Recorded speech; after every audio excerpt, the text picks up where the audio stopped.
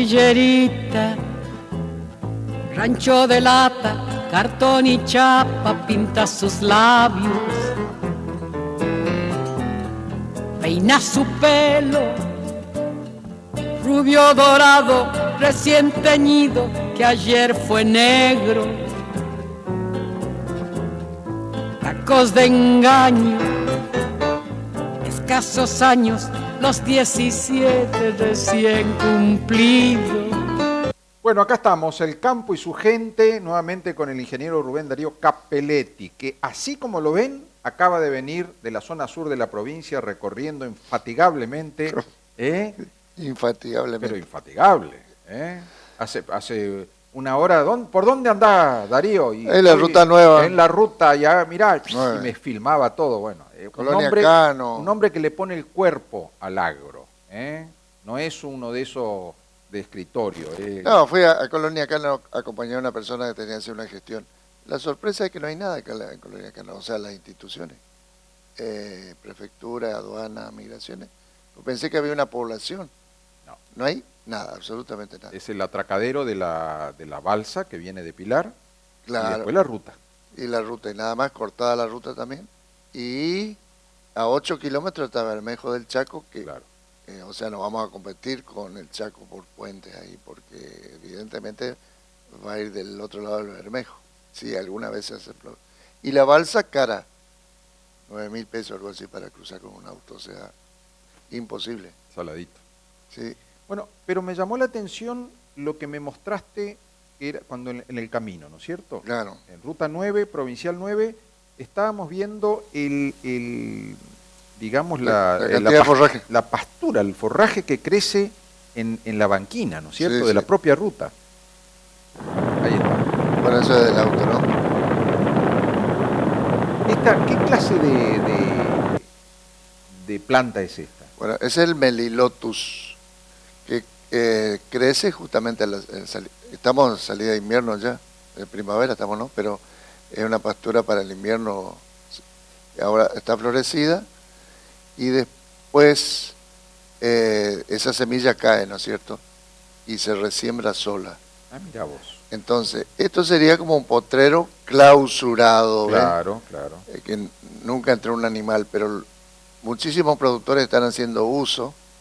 No es lo que más le gusta al animal el Melilotus, pero bueno, cuando verde, no cosa, leguminosa, salida del invierno. Un recurso importante, y teniendo en cuenta que las banquinas son kilómetros y kilómetros que claro, suman, ¿no? Ya hay con un grupo de gente que estamos intercambiando opiniones y llegamos a la conclusión, gente autorizada para hablar, que acá muchos productores, así como hacen uso del Discantium, que es una gramínea, ajá, que ahora está marrón, hacen uso o le ponen alambres eléctricos a los animales. Entonces lo sacan cuando sí, el animal tiene hambre y está eso ahí a disposición y lo hace.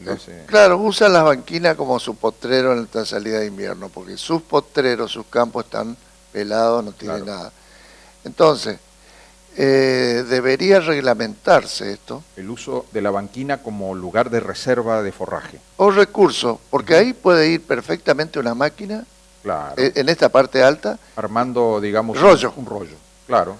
Y a la parte de abajo, ahí en la zona de, por ejemplo, de Buenavista, Espinillo, y que criticaron los productores porque son muchas hectáreas que han usado tractores para trabajar toda la totalidad de la banquina, ahí sí que son hectáreas. Si lo harían con criterio, la parte vial podría dejar todo bien nivelado, sin arbolito, y habilitarle sería a la distintas fundaciones, organizaciones de productores que puedan meter máquinas y hacer rollo. El Melilotus, vos decís que es un recurso que, si bien la vaca prefiere otro pasto, es un recurso interesante porque tiene buena nutrición, ¿no es cierto? Porque es leguminosa. Claro. Tenemos un video sobre Melilotus como recurso forrajero. Vamos a ver si lo podemos ver un poquito. Sí, algunos lo siembran en los campos, claro, algunos productores. Hay una, pero otros ya siembran alfalfa directamente, que es de más calidad. Es más calidad, ¿no es cierto? Pero el Melilotus debe tener alguna característica especial que se pueda adaptar mejor a algunos campos, ¿no? Esa rusticidad. Claro.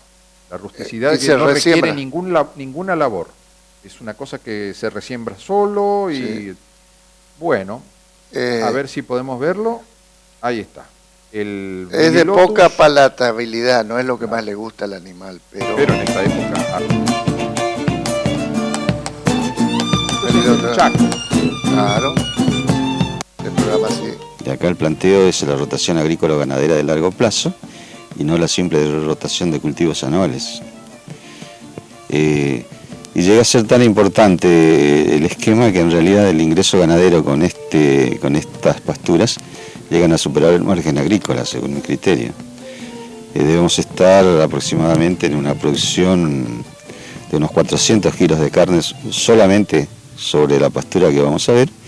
Si agregamos una pastura de verano sobre la misma superficie con unos 120 kilos más de carne, podemos hablar de un esquema global de más o menos 500 kilos de carne por hectárea año. Si le ponemos un valor para nuestra región de 22 pesos el kilo vivo, estamos hablando de un ingreso o una producción global de unos 11.000 pesos, que comparado a una producción agrícola tendríamos que estar hablando de 3.000 kilos de soja, 3.500 kilos de soja, 4.000 kilos de soja.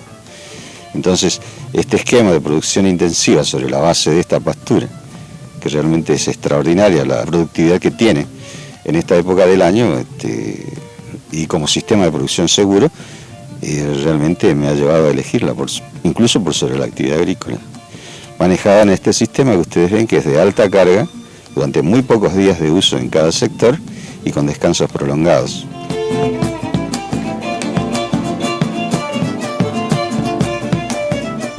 El Melilotus es una planta anual que se comporta como perenne. En realidad, requiere un poco de cuidado cuando germina, luego evoluciona sin dificultades y cumple un rol importante en la recuperación de suelos. Esta variedad de Melilotus es una planta anual que se comporta como perenne por semilla. Requiere algunos cuidados de labranza en el momento de su germinación. Y después nada más, no se le conocen plagas y ven ustedes la productividad y la capacidad de esta planta para producir forraje de gran calidad, de gran contenido de proteína en este momento. Sin contar, vamos a ver después, que estas plantas que tienen realmente más que raíces son punzones que perforan el suelo, sin contar su labor de mejoramiento de los suelos para una posterior actividad agrícola a largo plazo. Estamos hablando de ciclos completos de agricultura y de ganadería que en total insumirían 8 años.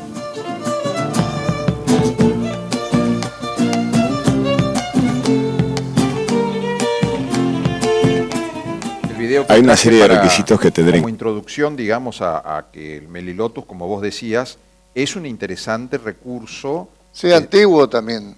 viejo, ¿no es cierto? Que tiene es interesante porque prácticamente se cuida sola. Sí, se resiembra solo, hay que hacerle ciertos manejos nada más. Y nosotros lo mostramos en las banquinas porque acá hay gran déficit de forraje y entre pequeños productores y son varios cientos de kilómetros que en este momento hay pastura en las banquinas. Sea la parte alta o la parte baja de la banquina, hay Dicantius o Melilotus y se podría hacer una combinación de mantenimiento de las banquinas, pero con recursos forrajeros. A lo mejor si otro país lo haría, pero en Argentina parece que no se le ocurre, pero están ocupando los productores de las banquinas.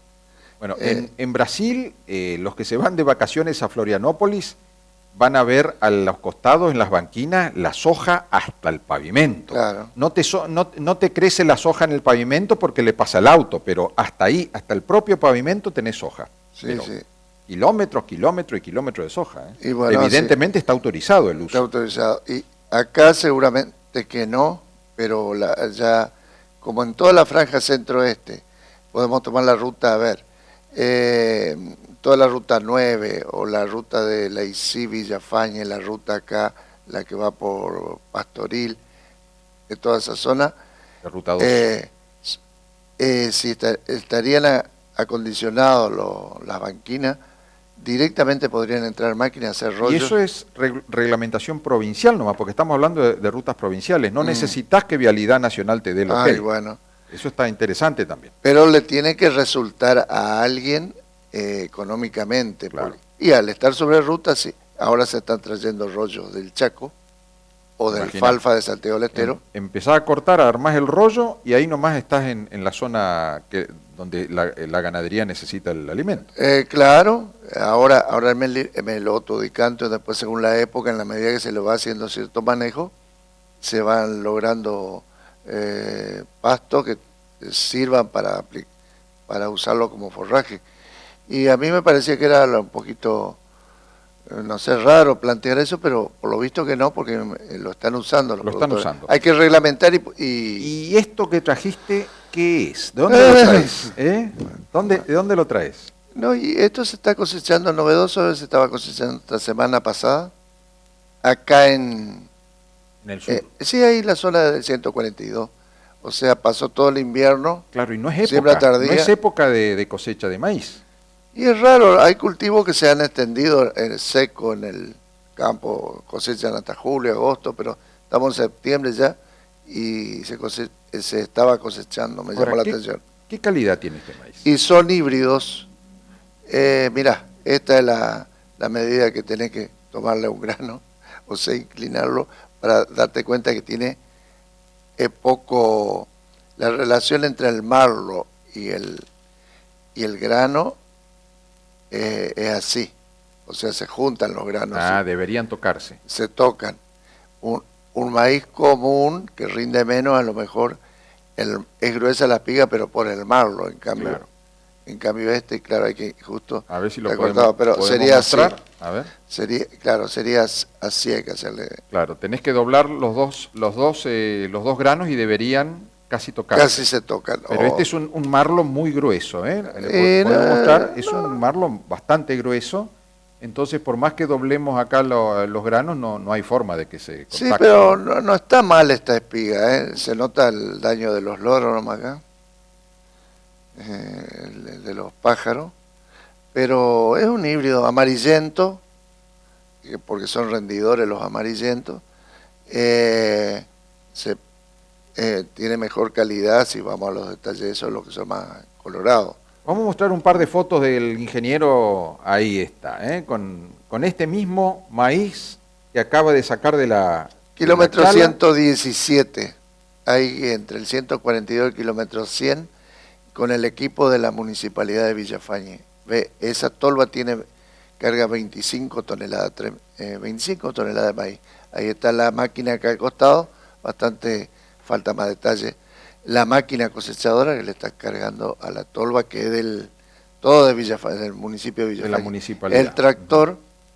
¿El tractor también? Sí, se ve que tienen gasoil, pues lo dejan en marcha, hermano. Lo dejan. Pero bueno, cobran el servicio, tiene que ser así. Claro. El servicio y acompañan a un grupo de productores ahí de esa zona. Eso compró la provincia, ¿no? Claro, y le entrega a cada municipio un equipo. ¿No? Villafañe, habría que revisar qué otro más reviso, porque la cosechadora es muy buena también, o por lo menos adaptada, hace varios años que se compró eso, a la zona, porque a veces se compra equipo Claro, no es para eso. que no se adaptan, y un buen equipo tiene ahí el municipio de Villafañe. Bien.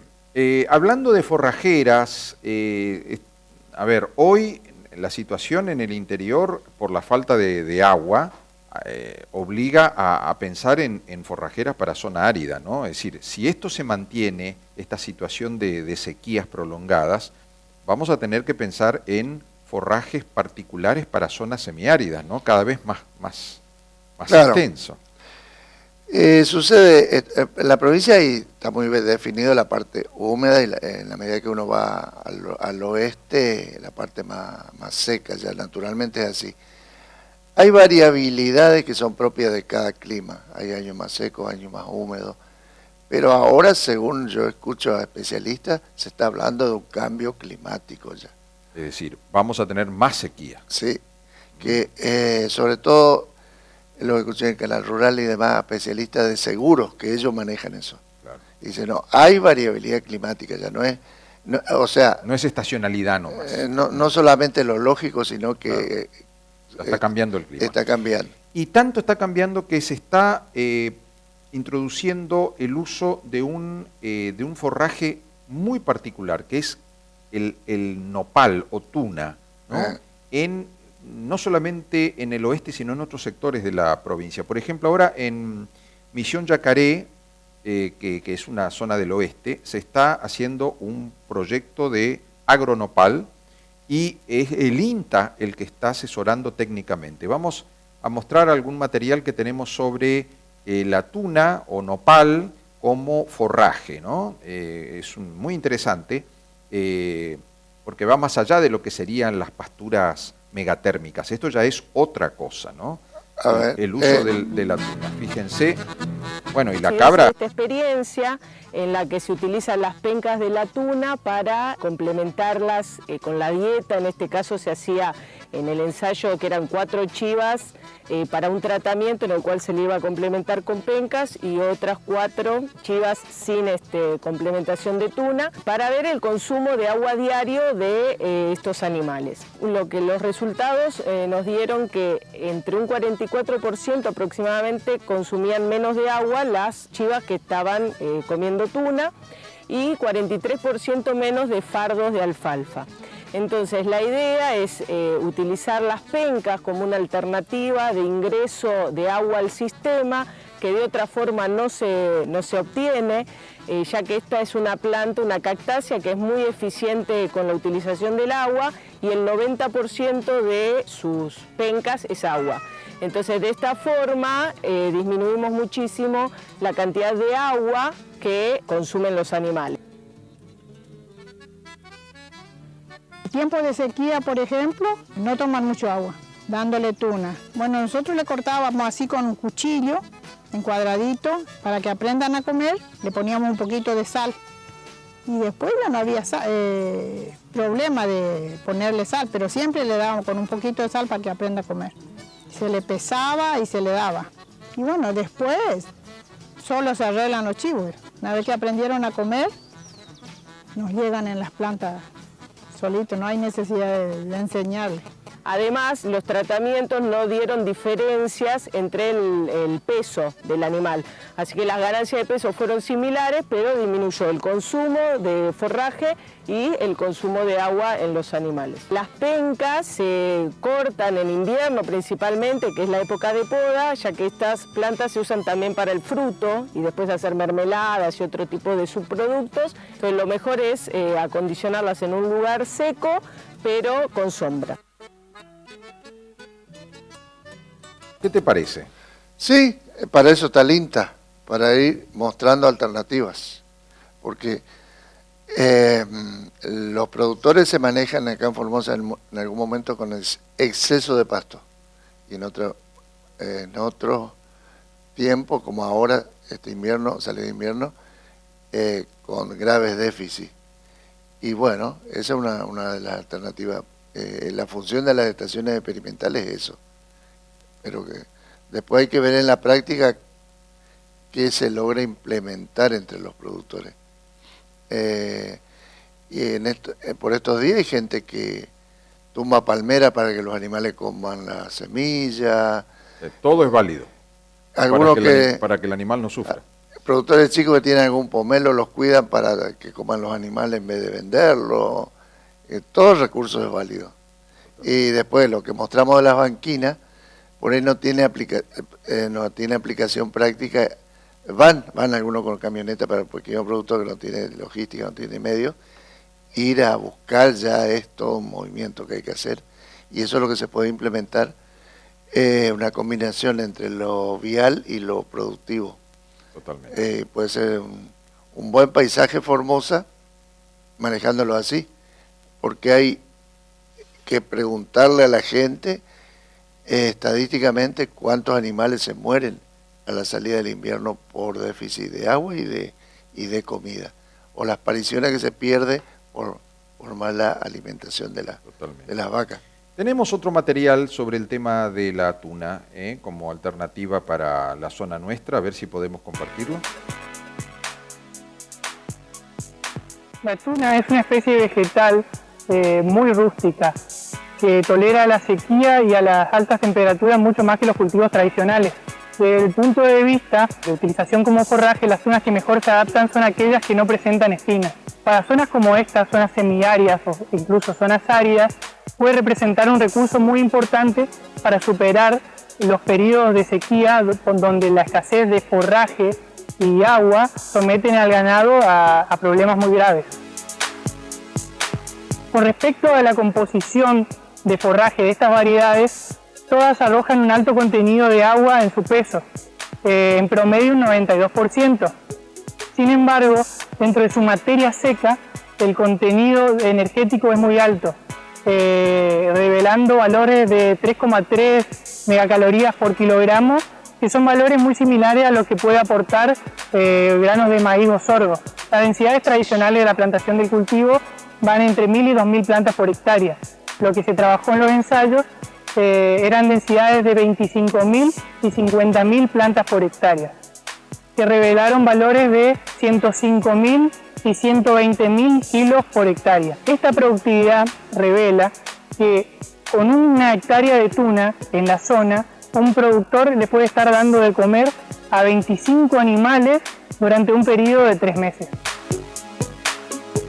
Requiere un pH en el suelo que ronde lo neutro, mayoritariamente, o prefiere los suelos con principio de alcalinidad. Hay que cortarla a la altura del cuello o de la articulación con un elemento que sea bastante filoso, de modo de no producir desgarro en la planta, ¿sí? Tanto en la planta madre como en la penca que se obtiene. La penca de por sí tiene una cutícula que es serosa, ¿sí? Lo que eso, sumado a su forma esférica y a los estomas que permanecen cerrados durante el día, la hacen muy propia para combatir la evapotranspiración en esta zona. ¿Qué tal? Sí, está bien. Para eso es la función del INTA instalado, el ingeniero Juárez, por ejemplo, muy distinta a la zona al Colorado, que un tradicional INTA que ha generado cosas como en pastura. Y bueno, para eso están. De ahí a que se implemente con los productores hay que verlo, claro, si lo aceptan o no. Claro, hay que concientizarlo, ¿no? Y el productor tiene que incorporarlo a su costumbre, digamos. A su costumbre, a su método de trabajo y demás. Pero es gente muy formada, tiene su fundamento, tiene que funcionar bien eso. Distinto cuando muchos años atrás se venía con un planteo muy del sur a querer implantar a Formosa, y eso ya cambió bastante en eso. Pero el INTA ha hecho mucho, ha logrado muchas cosas. Y ha generado recursos humanos también que fueron al sector privado, eso no hay que olvidarse. Es una institución muy grande, está en todos los puntos del país, y digamos que el Estado a través del INTA en el tema agropecuario tiene información de cada punto, porque de otra manera dependeríamos solamente de lo que digan las empresas. Claro, y las empresas tienen sus intereses. Sus intereses. Y hablando de pasturas megatérmicas, que son las que aguantan las zonas áridas, como la del oeste formoseño, tenemos también un informe que me parece que es interesante sobre esta clase de pasturas especiales para zonas como Formosa. Las forrajeras megatérmicas son pastos originarios de África, o sea que tienen la característica de crecer bien en ambientes cálidos. Hoy en día, con el corrimiento de la ganadería en ambientes marginales, se busca la utilización de estas megatérmicas en los ambientes donde las pasturas templadas convencionales no son un aporte. Entonces habría que elegir, según estos ambientes restrictivos que tenemos en la provincia, como puede ser bajos salinos, bajos sódicos, suelos arenosos o inundables, alguna especie que se adapte bien a este tipo de ambiente. Las condiciones que no toleran las especies megatérmicas en la provincia de Entre Ríos, obviamente cuando nos vamos a unas latitudes un poco más al sur, se mantienen y se profundizan. En general hay experiencias en otras experimentales, hasta la zona del sur de Buenos Aires, que se usan algunas de estas megatérmicas tolerando bien las fuertes heladas que hay en el invierno. Obviamente el periodo de aprovechamiento de la especie es solamente en el verano, o diferida esa producción del verano hacia el invierno. Estas forrajeras, el objetivo debería ser, hoy por hoy, con la competitividad que debería tener la ganadería para pelear, digamos, ambientes y rendimiento económico con la agricultura, es utilizarlas donde prácticamente no tenemos ninguna otra opción, ya sea de pasturas templadas cultivadas o los pastizales naturales sean muy degradados. En general, lo principal del manejo, primero es a la siembra, ya que por el tipo de semilla que tienen estas especies, que al ser muy pequeña, las implantaciones no son siempre excelentes, pero tienen la ventaja con respecto a las templadas que con un buen manejo de la caída de semillas y dejando cubrir mediante estolones el suelo, mejora su cobertura del suelo a lo largo del tiempo. O sea, el manejo en general es el primer año, prácticamente no se pastorea, se deja crecer todo el ciclo y se deja caer semilla y después se puede hacer un pastoreo tardío en otoño. Y después todos los años se pastorea convencionalmente como una forrajera, teniendo en cuenta en estos ambientes que para llegar al invierno necesitamos tener un volumen de forraje que proteja las yemas basales de las heladas. O sea que entre el último pastoreo y la fecha que estimamos que va a haber una helada, deberíamos permitir un rebrote de más o menos 30 a 40 centímetros para proteger las yemas a nivel de suelo.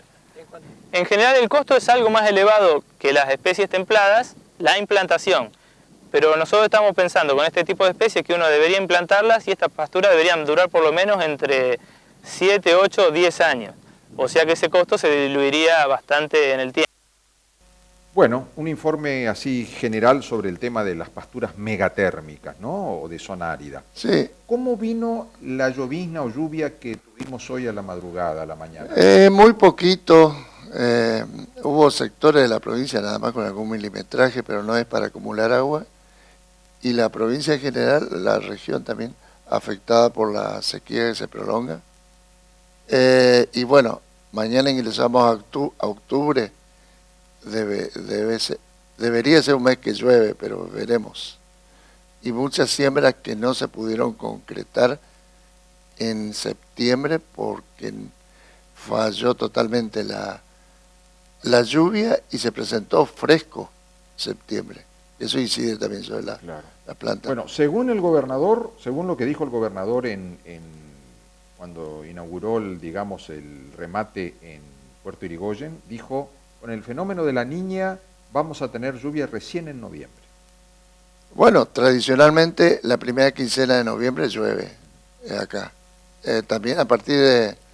La gente de acá te dice a partir del 15-20 de octubre comienza a llover, porque a veces se producen grandes lluvias fines de octubre, o sea, dentro de 20-30 días, y principios de noviembre. Eso es, naturalmente es así, siempre fue así. Y por ahí después de esa grande lluvia, un periodo hasta de sequía, en el sentido de que puede pasar 20, 30, 40 días sin lluvia, así es nuestro clima. Bueno, ¿qué cultivos se demoraron? Bueno, no se concretaron muchas siembras de maíz, que había pasado a ser el principal cultivo de la provincia. Eso principalmente, maíz, sorgo, gente que quería sembrar, la soja de primera. Hay algunos sectores del sur de la provincia, puede ser girasol también, que no hayan podido sembrar algunos productores, habría que chequear más. Y preparación del suelo, tenemos que pensar en el algodón ahora para... pronto se debería hablar de la siembra de algodón, pero lo que no se concretó fundamentalmente es siembra de granos, digamos la siembra temprana de granos.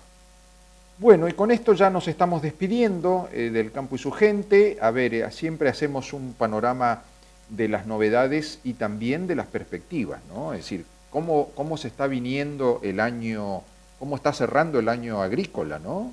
Sí, vamos a ir avanzando, hay que mostrar más, tenemos que ir más al campo, les prometemos que lo vamos a hacer, pero la verdad que donde fui, mucha seca, y cuando hay seca no se hace nada. Claro, hay una parálisis, todo el mundo esperando que llueva. Y bueno, y nos vamos con el ingeniero Rubén Darío Cappelletti. Nos reencontramos el próximo martes acá por Canal 7, nuevamente en El Campo y su gente. Chao, hasta la semana próxima.